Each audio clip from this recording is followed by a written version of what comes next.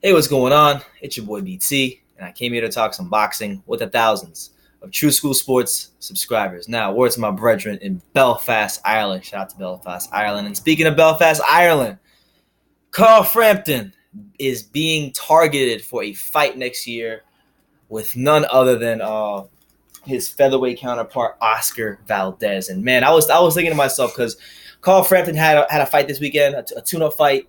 It was his first fight since January. He fought Horacio Garcia over there in Belfast, Ireland, and it was a fight where it was a 10-rounder. He suffered some adversity, and honestly, like depending on how you score the early rounds and the middle rounds, before the knockdown, that's a fight you could honestly, I can see people scoring that fight for Horacio Garcia. I think Carl Frampton just edged it out by like a point, but just by a point. But I could easily see it going to Garcia or it being a draw because it was that kind of fight.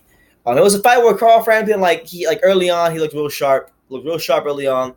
Was using his legs real well, counter punching really well. Just overall showing the whole skill set. And then hit the wall from a stamina standpoint, which most fighters do when you have a long layoff. And then he sat there and he started trading with Garcia, who was a big fighter at the weight class. And Garcia punches really well to the body. Guy can fight, and the guy is durable, and he struggled with him. So I thought to myself, wow, watch the fight before I saw the article. I thought to myself, 2018 might be a very bad year for Carl Frampton. And the reason I'm saying that is because, you look at his weight class, you still got guys like Rigondeaux, you got guys like Valdez. The guy I had in my mind was Valdez because I didn't know how realistic a fight was with Valdez, but I said, man, if a guy like Oscar Valdez gets in the ring on Frampton, I really don't see it going well for him because you got to look at Frampton like, okay, there's some guys in boxing, right? There's some guys in boxing, and they might have one great year. Like Frampton's a good fighter, but I'm saying he had that one fantastic 2016. He had the big domestic fight with Scott Quigg, beat him there, but then ultimately the huge win that made him fighter of the year in many pundits' eyes for 2016 was when he moved up in weight and he challenged Leo Santa Cruz. And he won a very hard-earned decision, which honestly could have went either the other way to Leo Santa Cruz. So there's some guys in boxing, they just have years like you can have a couple fights where you do get the benefit of the doubt and things do go well for you. And I feel like Frampton was one of those guys. He was very fortunate for things to go well for him in 2016. But 2017, he fought Leo Santa Cruz. Leo Santa Cruz finally realized that, hey, I'm a big lanky guy at the weight class, and then he finally started to box him and use the jab. And Carl Frampton lost that fight pretty decisively, in my opinion, and other people's opinions. Then he fought this guy, Horacio Garcia, who was supposed to be a tune-up fight, and he suffered it wasn't a devastating knockdown, but a knockdown nonetheless, and was taking body shots left and right, and it was a really, really tough fight. And you look at Carl Frampton now, I believe he's about 31, somewhere around there. He's aging, and you got a young, strong, hungry Oscar Valdez, who had some good fights this year. Like he had the Mariaga fight earlier this year, which I think was a good learning fight for him.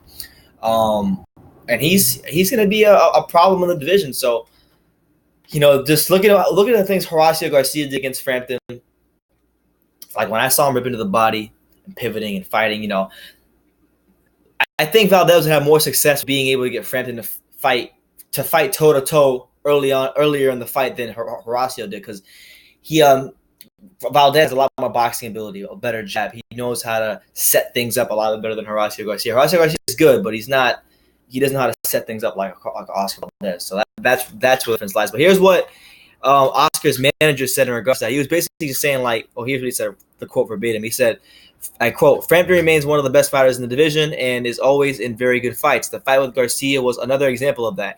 It was an exciting back and forth fight. Anytime he steps into the ring, it's always a big event. I think a fight between Oscar and Frampton would be one of the best fights that can be made in all of boxing in 2018. And it's something that we certainly want to look for in the upcoming year. End quote. That's the quote from Oscar Valdez's manager. His name is Frank Espinoza, for those of you who don't know. So yeah, man, that would be a great fight. It'd be a great fight. Thinking about the speed and the precision of a Carl Frampton versus like the body punching and the ferociousness of like an Oscar Valdez. I would love to see that fight. I think stylistically, it's a fantastic fight for boxing. Do I think it's fight Carl Frampton will win? I'm not gonna lie. I probably would favor Oscar Valdez. I really, really would. If this was Frampton for maybe 2 years ago or a year ago, I might favor Frampton. But I don't know. I just feel like Oscar's gotten the proper experience. Oscar has the style to beat Carl Frampton. And it's going to be a fantastic fight if it does happen. But like I said, man, I mean, that division, when you look at it, I mean, you have a lot of tremendous fighters. And I feel like looking through some of them right now while I'm talking to you guys. Like, I know you have Oscar Valdez. You have a Rigondeaux. I know Frampton will not fight because when it would make a fight than it is now, he wouldn't make the fight with him, and he pretty much blatantly ducked Guillermo Rigondeaux. And I'm not even a Rigondeaux fan like that, but I'm just saying that's what it was in regards to the whole Frampton Rigondeaux situation. But as far as 126 goes, when you look at that weight class, hold on, guys, the weight rankings load. Let's see, ratings. All right, so 126. You know, there's still some good fights there for Carl Frampton. You got Gary Russell Jr., who holds the WB strap. You have Abner Mares. You have Jesus Cuellar, I think is a good fighter himself.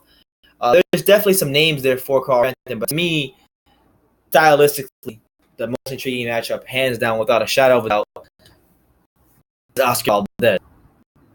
Especially because of the power. Like I like to know how Frampton holds up the power, how Frampton plans to get around the power of Valdez, and how he would try to go about outboxing Oscar Valdez. Because that's the only way I really see him beating Oscar Valdez. Because at 126 at featherweight, Frampton isn't like the biggest puncher in the world. He's not a guy that's gonna hurt you easily at the weight. He's gonna have to do a lot of work before he really hurts you, because that's not naturally his weight class, as with any fighter. So with that being said, man, Carl Frampton, Oscar Valdez, it's a fight that Oscar Valdez and his team, his manager, are eyeing.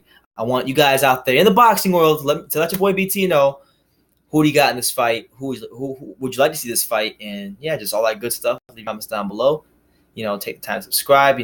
Follow True School Sports on Instagram at True School Sports. And like I always say in every video, you can love me or you can hate me, but I'm just a kid from Dania. So until next time, here guys.